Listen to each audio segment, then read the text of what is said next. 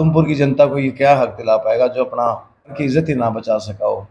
तो ये क्या कानून है? यहाँ से आधे से ज़्यादा प्रॉपर्टी तो बेच दी है अपने लंदन के अंदर, जिन्होंने इंग्लैंड के अंदर जाके प्रॉपर्टी बना ली है। और आप ये कुछ ही दिनों में देखोगे, अगर ये इलेक्शन हार गए तो ये यहाँ का बिल्कुल ही सफाया करके अपना बाहर चले जाए।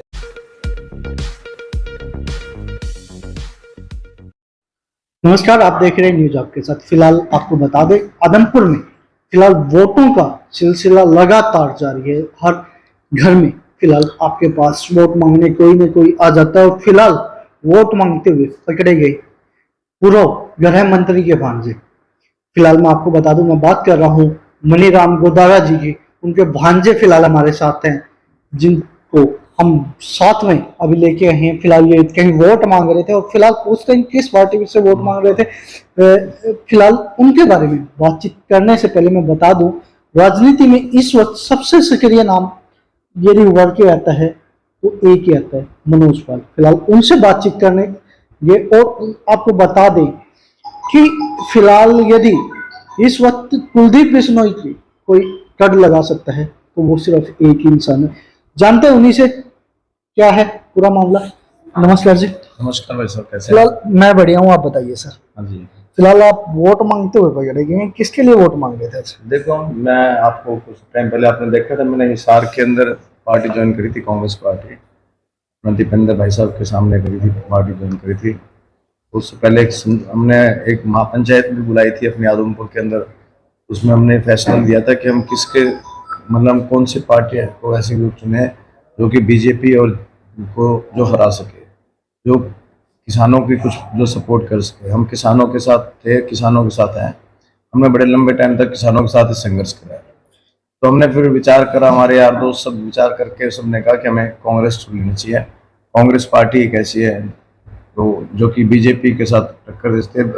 अपने हरियाणा के सरकार के अंदर जो बीजेपी के बड़े नेता बैठे हैं, उनका अगर सामना करके अगर बीजेपी को हराया जा सकता है तो एक कांग्रेस पार्टी ऐसी है। भूपेंद्र सिंह हुड्डा जी के ऐसे नेतृत्व में और दीपेंद्र जी के नेतृत्व में अगर हमारे हरियाणा के अंदर कांग्रेस पार्टी चलेगी तो निश्चित तौर पर बीजेपी का सफाया होगा।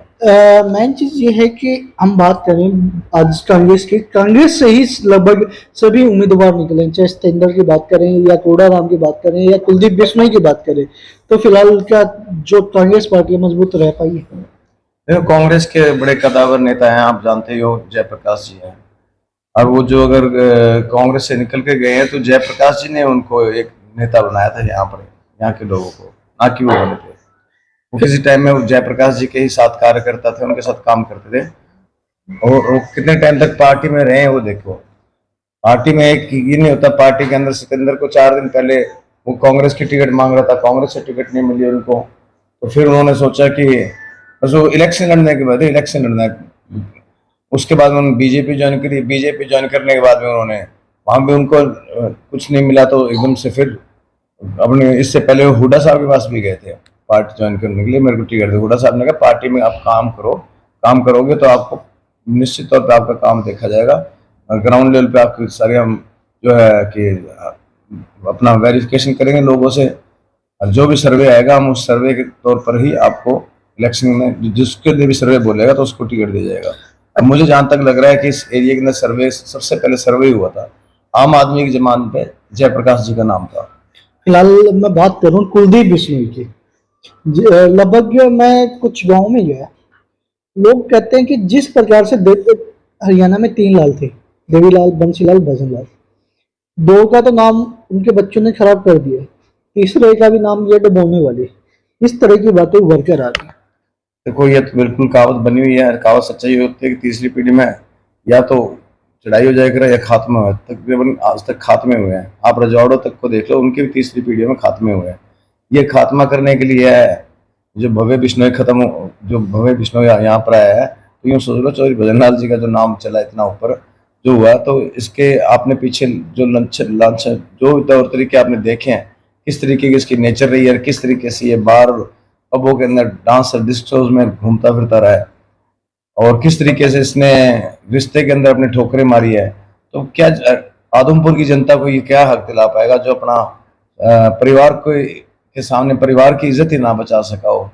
तो ये क्या आदमपुर की जनता के लिए करेगा? अच्छा, एक चीज हो रहा है, भजनलाल की जहाँ समाधि बनी थी, भजनलाल जी की जहाँ समाधि बनी थी, वहां आज भी पार्क नहीं है।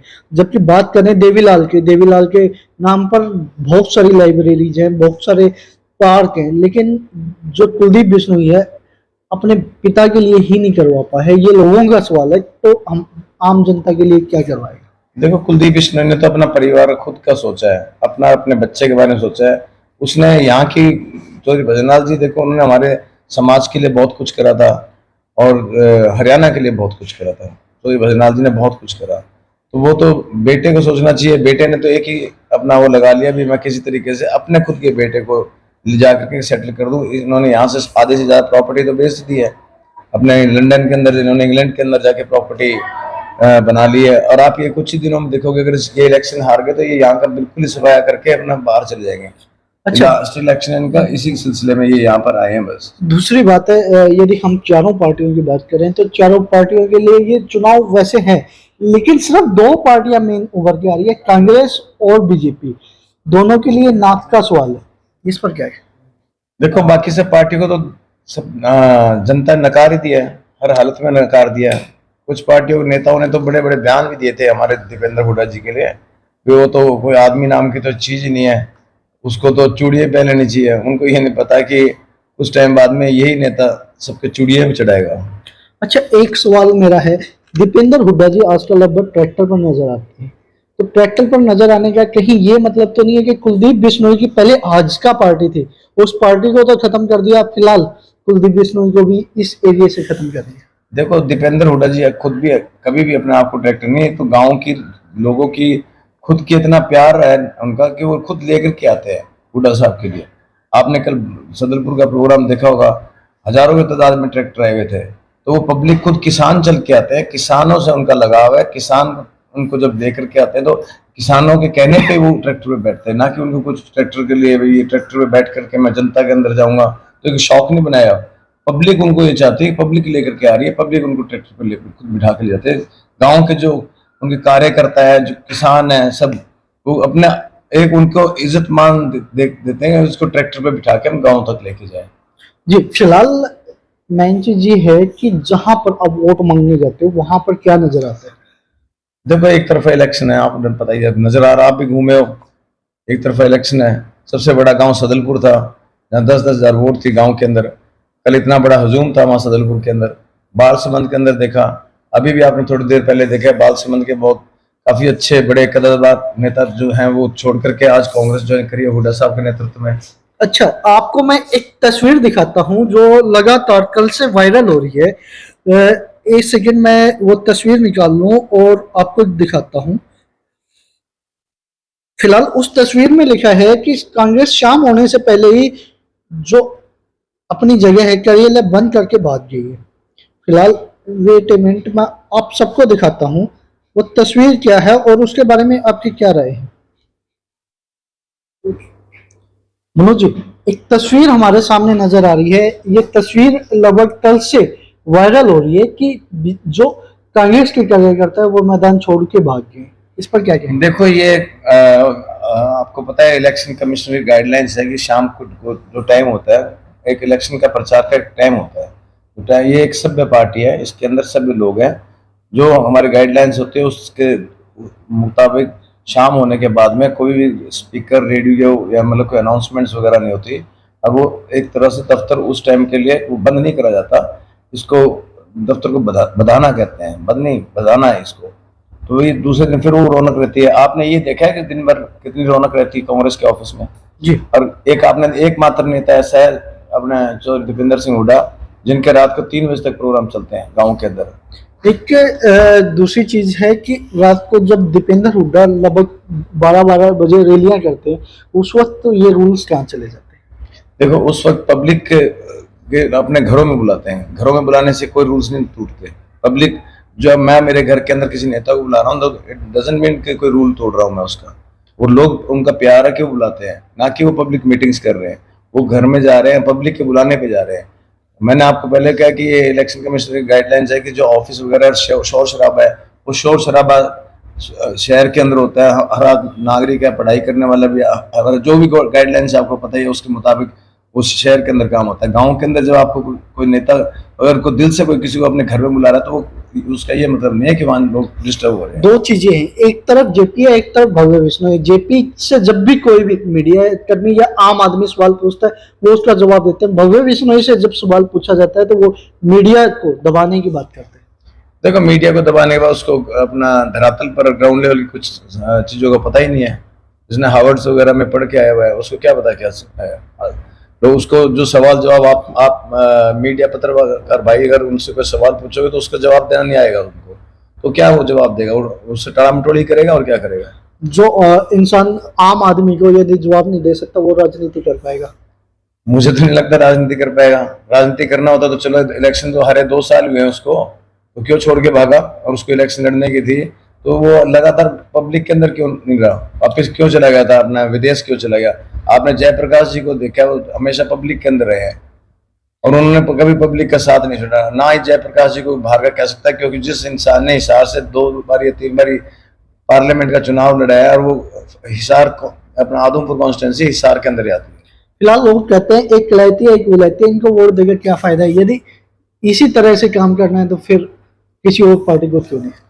देखो, और पार्टी का तो मुझे पता नहीं, विलायती को देने का हक ही नहीं बनता। और कलायती कलायत का है नहीं, वो तो हिसार के हैं। हिसार से जो आदमी हिसार से 3 बार सांसद रह चुके हैं तो वो कैसे बाहर के हो सकते हैं? कलायत के कैसे हो सकते हैं? वो तो हिसार के हैं। हिसार आदमपुर में क्या फर्क है? हमारा सेक्रेटरीट यहाँ का जो आदमपुर का वो हिसार के अंदर है। किसी का भी अगर कुछ भी काम पड़ता है तो हिसार से पड़ता है। आदमपुर के हर आदमी का लगाव और जो घर का लेन देन का सामान है वो हिसार से लिया जाता है। वहां से वो आदमी 3 बार इंसान 3 दफा सांसद बन चुके हैं और इससे ऊपर क्या होगा? कहाँ के भारी रह गए, कहाँ के कलायत करेंगे वो? फिलहाल जब भी बात बचन लाल की होती है एक नाम और उभर कर आता है, मनीराम गोदारा। उनके बारे में कुछ बता दीजिए, जबकि कुछ परिवार हैं जो उसे दबाने की कोशिश कर रहे हैं। देखो, चौधरी मनीराम जी गोदारा एक निडर आदमी थे और वो एक सच्चे इंसान थे। चौधरी भजनलाल को राजनीति में लाने वाले भी वही थे।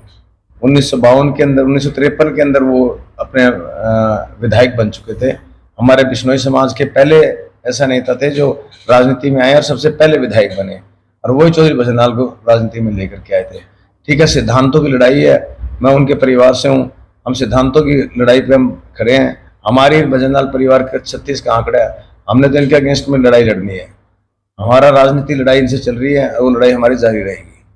फिलहाल आप कांग्रेस को सपोर्ट कर रहे हो, कांग्रेस के लिए वोट मांग रहे हो, तो लोगों से जब वोट मांगने जाते हो, वोटों की अपील करने जाते हो, तो क्या समर्थन दिखाई दे रहा है? अभी आप देखो, थोड़ी देर में आपको दिखाते हैं। पब्लिक सारी कांग्रेस के साथ लगी है। आदमपुर की सट्टा भाव तो बराबर का दिखाने लगी गया है, लेकिन हम तो ये कह रहे हैं कि आज के दिन हमारे जयप्रकाश जी हैं, कम से कम 10 से 12 हजार वोट आगे चल रहे हैं। फिलहाल सट्टा बाजार की तो बात ठीक है, लेकिन एक सवाल और पूछ रहे हैं कि जब जेपी स्टार्टिंग में आए थे तो पूरे नेगेटिव रिव्यूज थे, एकदम कौन सा इन्होंने मंत्र मारा है कि रिव्यू सारे पॉजिटिव हुए? देखो, प्रधान जी जिस दिन आए थे कोई नेगेटिव नहीं था। आपने पहले दिन ही देखा था हिसार के नॉमिनेशन के अंदर जितना कट जयप्रकाश जी का था, किसी का भी इतना बड़ा नॉमिनेशन में नहीं था कट। ना अपना इनेलो का था, ना ही कुलदीप बिश्नोई का था, और ना ही किसी और पार्टी अन्य झाड़ू बाड़ू का किसी का नहीं था। आपने देखा था कि सिर्फ वो हिसार के आदमपुर के लोग ही थे, उसमें लोकल लोग थे, बाहरी लोग नहीं बुलाए हुए थे। तो आप तो वहीं से देखो कैसे नहीं, जिस दिन नॉमिनेशन भरने गए हैं, जिस दिन उनकी टिकट फाइनल हुई है, उस दिन से तो उनका आदमपुर के लोग उनके साथ जुड़े हैं। आदमपुर के लोग पहुंच गए। कब नेगेटिविटी थी उनके बीच में? कभी थी नहीं। आपने एक महापंचायत की थी कुछ दिन पहले, लगभग टिकट से पहले, तो उस महापंचायत में जितने लोग आए थे वो आपको समर्थन करते थे। कहीं ना कहीं आपको टिकट न मिलने से वो लोग भी नाराज हैं, तो वो लोग कांग्रेस को सपोर्ट करेंगे? नहीं, मेरे साथ के जितने भी साथी थे सारे दिल जान से अपने जयप्रकाश जी के साथ लगे हुए हैं, और वो तो उसी दिन से जिस दिन से मैंने पार्टी ज्वाइन, मैं उन्हीं से पूछ करके मैंने पार्टी ज्वाइन करी थी, वो दिल जान से लगे हुए हैं। और कहने को कुछ लोग अपने आप चर्चाएं कुछ भी बनाए, ये तो उनकी अपने सोच है क्या, लेकिन फिलहाल जितने भी हमारे साथी थे जो भी आए थे 2-2.5 हजार लोग थे, उसमें तकरीबन सारे लोग आज पार्टी के साथ लगे। अच्छा, एक बहुत ही कड़वा सवाल है, SYL का मुद्दा हमेशा उठता है इलेक्शन में। जब भी हरियाणा में बात हो तो SYL के मुद्दे पे बात ना हो ऐसा कोई भी इलेक्शन नहीं जाता है। बात करूं मैं आज आम आदमी पार्टी की, तो आम आदमी पार्टी वाले टाल रहे हैं इस मुद्दे को, लेकिन कहीं ना कहीं पहले दिल्ली में भी, हरियाणा में भी और पंजाब में भी जो पार्टी की, कांग्रेस पार्टी की सरकार रही है, तो तब ये SYL का मुद्दा क्यों नहीं सोल्व?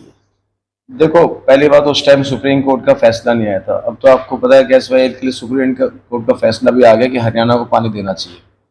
तो हरियाणा को पानी देना चाहिए तो उनको देना चाहिए, तो वो धक्का कर रहे हैं। और किस मुंह से वो हरियाणा के अंदर यहाँ आकर के केजरीवाल जी आए थे, यहाँ पर कहते हैं मैं आदमपुर का हूँ, मेरी मौसी, मेरे चाची ताई सारे करके चले गए। एक दफा भी आदमपुर में उससे पहले आए, कितने साल मुख्यमंत्री बने हुए हो गए, और इनका हो गया पत्ता साफ, कुछ नहीं है। ये तो आम आदमी पार्टी नजदीक ही नहीं है। आप कोई और बात अच्छा करो। मनोज पाल जी, आप लगभग घर घर वोट मांगने जा रहे हो, आदमपुर हल्के में हर जगह घूम रहे हो। फिलहाल 609 करोड़ रुपए का जो खर्चा बताया जा रहा है वो विकास पे हुआ है, कई 609 करोड़ रुपए आपको लगे हुए दिखाई दे रहे हैं? आप पत्रकार भाई हो, मेरे ख्याल से तो आपके गाड़ियों के पूरे टायर वगैरह के हाल बुरे हो गए होंगे। आपको देखा हो क्या हाल है, कहीं से भी आप निकलते हो आपको पता है क्या हाल है आदमपुर का। कहीं कुछ लगा हुआ नजर नहीं आ रहा। ये सिर्फ एक इलेक्शन का ड्रामा है। ड्रामा के जब इलेक्शन तक ही काम नहीं हुए, वरना काम तो आपने देखा है, काम चीफ मिनिस्टर चाहे तो हम 1 महीने के काम, 1 महीने के अंदर सारा काम हो जाता है। अच्छा, आम आदमी पार्टी की बात करें या कांग्रेस की बात करें, इन्होंने तो बाइक रैली की है, लेकिन बीजेपी वाले जो कुलदीप बिश्नोई वाले हैं वो आदमपुर में बाइक रैली करेंगे। क्या इस बात पे वो समर्थ हैं कि वो पूरे आदमपुर में बाइक से घूम सकते हैं, क्योंकि गड्ढे इतने हैं कि आदमी की कट टूट जाए? देखो, मुझे तो नजर नहीं आता। अगर वो बाइक रैली हो, उनकी पार्टी खुद के अंदर उन्हें समस्या है, क्या करेंगे क्या नहीं करेंगे। लेकिन आम जनता को देखो, आम जनता, आधी से ज्यादा जनता बेचारी कर टूटी। सिर्फ सवाल ये है, आप सही से समझ नहीं पाए हैं, ये बात पार्टी की नहीं है, बात एक विशेष आदमी की है कि एक विशेष आदमी जो कह रहे हैं मैं विपक्ष में था, मैं विकास नहीं करवा पाया, वो यहाँ की हालत समझ सकता है उस बाइक रैली से। देखो, विपक्ष में था, आपको पता है, मेंबर पार्लियामेंट रह चुके हैं 2 बार, और मेंबर पार्लियामेंट के पास महीने की कितनी ग्रांट्स आती है आप बता सकते हो? एक विधायक के पास इतनी पावर है कि चाहे वो विपक्ष में भी रहो, मुख्यमंत्री से वो अपना विधानसभा के अंदर अपना हक मांग सकता है और उसको हक मिलता है। लेकिन आज तक कुलदीप बिश्नोई की कभी आपने विधानसभा के अंदर कभी भी ये सुना है कि उन्होंने आदमपुर की जनता के लिए भी आवाज उठाई हो? फिलहाल मैं बात करूं आपके सवाल की, कि जो बीजेपी पार्टी है वो मान लिया ठीक है नहीं जीते, लेकिन क्या ऐसा पॉसिबल है कि कहीं भी कोई कांग्रेस पार्टी ना जीते, वहां पे विकास ना हो? देखो, कांग्रेस पार्टी जीत तो बिल्कुल पक्की है, सोच के चलो आप, और जीत पक्की है। और आपने हुड्डा साहब का कल एक स्टेटमेंट भी सुना था कि मैं खुद, हुड्डा साहब ने कहा था कि खुद वो साथ में उनके साथ जयप्रकाश जी होंगे, तो वो इस सरकार से भी ग्रांट लेकर के काम करा देंगे 2 साल में पहले। जी, फिलहाल आपने देखा कुछ सवालों के जवाब उन्होंने दिए, और फिलहाल आपको पता है किस प्रकार से आदमपुर की जनता कर रहे है, और फिलहाल आपको पता है आदमपुर में वो 609 करोड़ रुपए सुनैना चौटाला भी कहती हैं कि कहाँ गया है, सिर्फ एक जगह गया है। ये लगातार आरोप बीजेपी पे लगते हैं। वहीं पर सबसे पहले बात करें आंकड़ों की, तो आंकड़ों में कांग्रेस कहीं ना कहीं लगातार उठती नजर आ रही है, और सबसे बड़ी बात यह है कि लोगों आशंकित है, लोगों की बात उठ रही है कि जो सट्टा बाजार था वो तुरंत हाई कैसे चला गया है। और दूसरी बात यह है कि जो लोग हैं वो ये भी पूछ रहे हैं कि पहले नेगेटिव रिव्यूज थे और अचानक कांग्रेस ऊपर कैसे उठ गई। बहुत सारे सवाल हैं जिनके जवाब उन्होंने दिए, और फिलहाल यही आपसे वोट की अपील करेंगे। किसके लिए करेंगे आप सुन लीजिए। जी, वोट किसके लिए मांगोगे? देखो, बिल्कुल मैं तो कह रहा हूँ जी जान से हमारे कार्यकर्ताओं को और आदमपुर के लोगों को कहना चाहता हूँ कि आप पूरा एक भी वोट खाली ना जाए। हर इंसान को वोट पोल करने का अधिकार है और होना भी चाहिए, करना भी चाहिए। एक आप वोट के माध्यम से ही आप किसी को छोड़ दे सकते हो। और मेरे ख्याल से जो मैं कह रहा हूँ कि आदमपुर की जनता के लिए जयप्रकाश जी से ऊपर कोई नेता नहीं होगा। मैं तो सब भाइयों को हाथ जोड़ कर विनती कर रहा हूँ कि जयप्रकाश जी को वोट दे। खास करके हमारे जो पुराने गोदारा साहब जी के जो वर्कर्स थे, साथी थे, उनसे भी हाथ जोड़ के विनती कर रहा हूँ कि आप जयप्रकाश जी के साथ लगें और जेपी जी को विजय बनाए। फिलहाल आपने मनोज पाल जी की बात सुनी, लेकिन फिलहाल आपके गांव में किस पार्टी के वोट हैं? आपके गांव की समस्याएं क्या है? कौन आपके पास वोट मांगने आ रहा है और फिलहाल आप किस पार्टी को वोट कर रहे हैं, इस सारे प्रश्नों के जो उत्तर है आपको कमेंट में देने हैं और इस वीडियो को जितना हो सके शेयर करें ताकि हर एक मंत्री के पास, हर एक इलेक्शन लड़ने वाले